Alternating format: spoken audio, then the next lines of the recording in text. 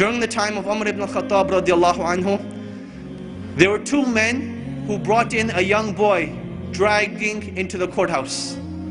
So Umar ibn al-Khattab radiallahu anhu, he asks him, what is this? What is going on? Why are you dragging him into the courthouse? They say, this boy, he killed our father. Umar ibn al-Khattab, he asks him, did you really kill their father? The boy says, yes, I did kill their father, but it was by accident. My camel, it used to tread on their property. So one day, their father took a rock and hit the camel in the eye. And I saw the camel suffering, and it made me furious and aggravated. So I took a rock and I threw it at the father. It hit him in the head and he died. So Umar ibn al-Khattab radiallahu anhu, he asks the two brothers, will you forgive this young boy for this accident? They say, no, we want qisas, we want retribution. So Umar ibn al-Khattab radiallahu anhu, he asks the young boy, do you have any last words, any last wishes, any last requests? And the young boy says, yes. My father passed away and I have a younger brother. And my father left some money behind for my younger brother. I would like 3 days to go and retrieve this wealth from a hidden place so that I can make sure my brother gets it when I die and pass away. So Umar ibn al-Khattab, he thinks this boy is making up the story. He's like, boy, what are you talking about? What wealth, what father, what young brother? The young boy, he says, trust me. Umar ibn al-Khattab, he says, okay, I will trust you, but find a guarantor for you. Someone who will guarantee that you will come back. The young boy, he looks around, there's a packed courthouse. Will someone not help me today? And everyone, as the boy's looking around, they turn their face away, they turn their faces down. No one wants to help this boy. Then from the back of the courthouse, a hand races up. Whose hand is it? Abu Dharr al-Ghifari radiallahu anhu, the noble and illustrious companion who gave da'wah to so many of the tribes.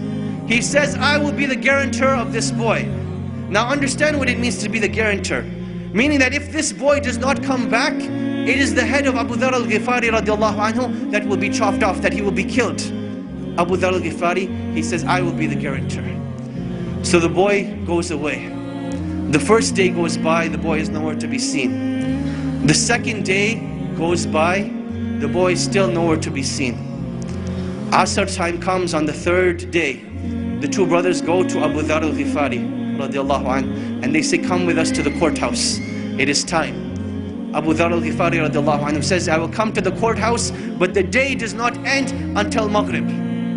So now Abu Dharr al-Ghifari is walking through Medina with these two brothers. They're going to the courthouse, and the people of Medina are following behind them, all getting to the courthouse to see what is going to happen. It is now the talk of the town. You can imagine, minutes are going by, the courthouse is filling up, the anxiety is building up.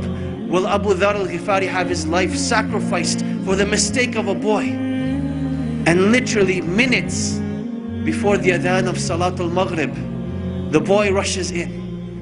People are now shouting, they're happy, they're wondering what's going to happen, will everyone be forgiven, will everyone be happy, what's going to happen? So the boy comes in, the adhan for Maghrib hasn't gone.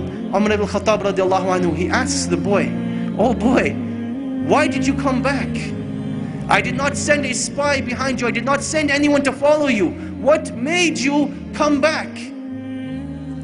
He said that I did not want anyone to say that a Muslim gave his word and did not fulfill it. So I came back. Umar ibn al-Khattab, he turns to Abu Dharr and he says, oh Abu Dharr, what made you want to be the guarantor of this boy? He says, I saw a Muslim in need and I did not want anyone to ever say that a Muslim was in need and no one was there to help him. So I raised my hand to be his guarantor. The two brothers, they say, when we have people like this, how can a Muslim ask for forgiveness and no one be there to forgive him? So they forgave the boy, and the boy was forgiven. This was the legacy of Islam. This was the code of conduct. This is why during the Khilaf of Umar ibn al-Khattab, they were able to reach the border of China all the way to the south of France.